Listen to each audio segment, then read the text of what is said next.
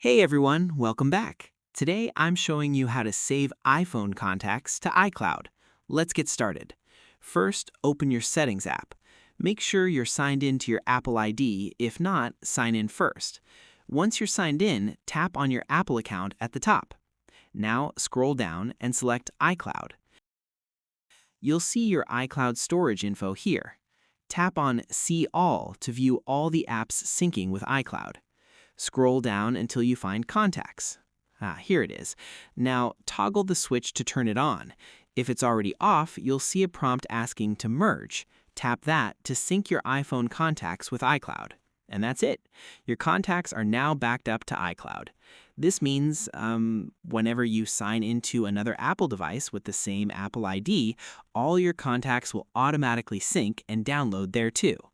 That's how you back up iPhone contacts to iCloud. If this helped, hit that like button and subscribe for more quick tutorials. See you in the next one.